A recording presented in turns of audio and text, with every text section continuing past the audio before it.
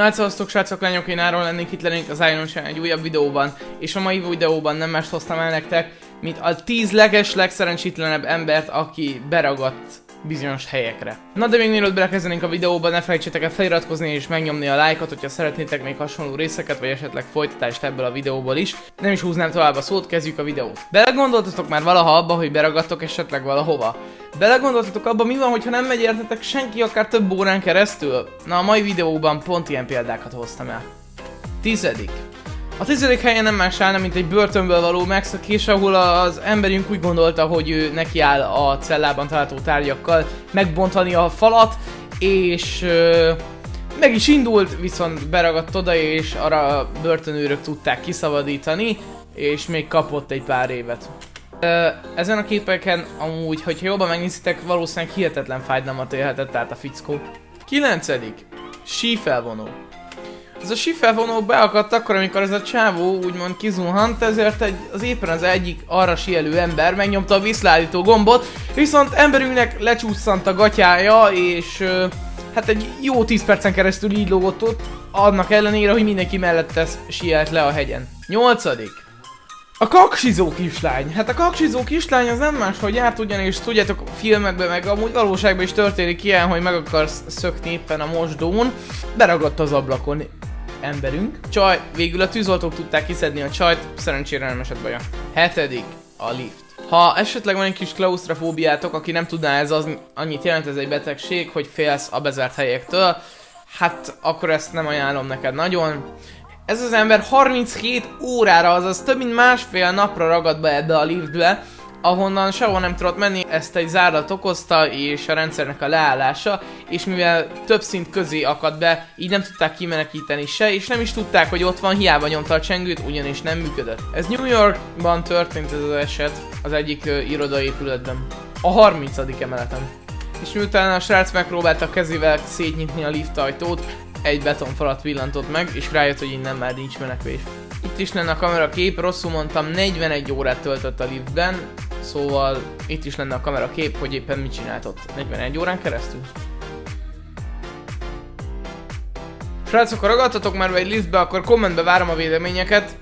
Én már igen, de az direkt volt, vagyis hát mindegy hosszú sztori, és ja, haladjunk tovább a 6.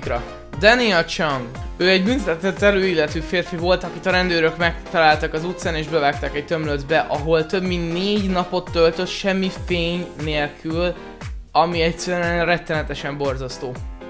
Egyedül akkor érte őt fény, amikor ételt vittek neki, ez is egy pár másodpercig tartott csak.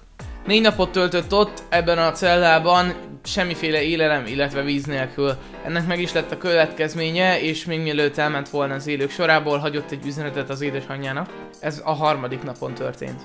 És amikor már az orvosok azt hitték, hogy meghalt, majd kihozták, és még dobogott a szíve, szóval újra tudták éleszteni, csak elájult és nem reagált semmire. Emiatt ugye kártérítést követelt, majd 4 millió dollárt kapott. Haladjunk tovább az 5. A következő, amit megkapunk, az nem más, mint a fürdő. Egy 69 éves francia férfiről lenne szó, aki 20 napig beragadt a fürdőszobájába. Hogy ez egyszerűen hogy jött neki össze, az hihetetlen. Magára zárta az ajtót, ami beragadt, és nem tudta kirúgni, mert az ajtó a másik irányba nyílott, és sehogy nem tudott kijutni. Nem volt nála se telefon, de legalább volt WC meg víz. Próbált kiabálni az ablakon, viszont senki nem vette észre, mert a szomszédjukban volt egy kisbaba, aki folyamatosan sírt. Így nem tudott már mit csinálni. Aztán kopogott a csöveken, próbált morzézni, de mindezt reménytelenül. Épületben volt egy ember, egy nő, aki észrevette, hogy hiányzik, és rengeteg postája jött, és még el sem olvasta őket, és ő értesítette a hatóságokat. Szóval jön akkor a 4. Hullámvasút. Ebben a csapatos 80 fős csapatban ugye volt egy hullámvasút, amiben van általában egy hurok. Ez általában az extrémebb hullámvasútakra jellemző, na itt is ugyanez volt, és a huroknak a tetején akadt meg maga a jármű, azaz minden 80 ember feje lefelé lógott. Több mint másfél órán keresztül. Ez annyi vért jelent, hogy amikor leszálltak, nem tudtak lábra állni. Szóval miután leszálltak, minden 80 embert kórházba szállították. A hullámvasút nem másért állt meg, ugyanis benne van egy ilyen biztonsági program, hogyha bármelyik öv kilazul, instant lefékez, és úgy néz ki, hogy az egyik öv az kilazult, és ezért minden 80-an ott ragadtak. Szóval jön a harmadik. Ben Carpenter. A 21 éves Ben Carpenter éppen a kerekesszékével kelt át az úton, amikor egy kamion belement.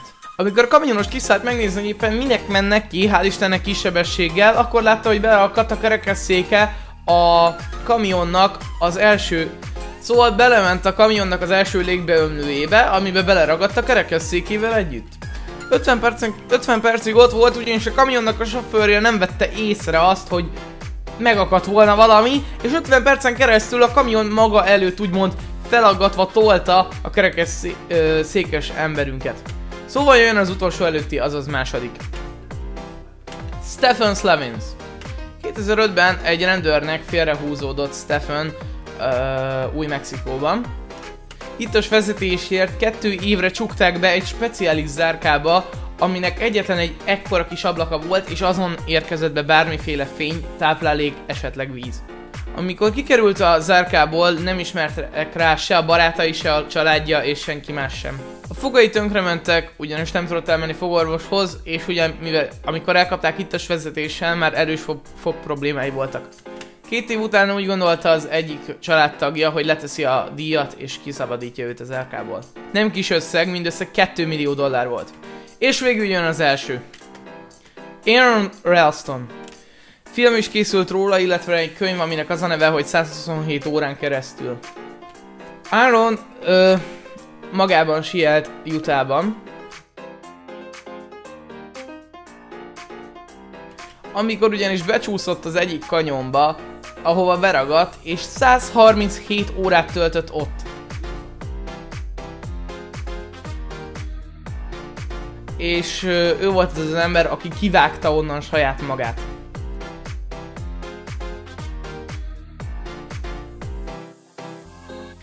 Egy kést kellett használni ahhoz, hogy levágja a karját, de végül sikerült kijutnia. Ti hoznátok ekkora áldozatot? Azért, hogy kiszabaduljatok valahonnan? Kommentben várom a véleményeket. Szóval egy tompa bicskával vágta el a kezét 2 nap után, mert úgy gondolta, hogy nem fogja tovább bírni, még mindig nem sikerült kimásznia, végül 137 óra után sikerült kimásznia. Ti hoznátok egy ilyen áldozatot magatokért? A kommentben várom a véleményeket. Én nagyon szépen köszönöm mindenkinek, hogy itt volt, ne felejtsétek el feliratkozni és bekövetni Instagramon. Én Áron voltam itt az Iron Channel, a következő videóban találkozunk, addig sziasztok, a tagoknak pedig nagyon szépen köszönöm a támogatást, kiemelten Jaffadaninak és Milán YouTube-nak. Sziasztok, srácok!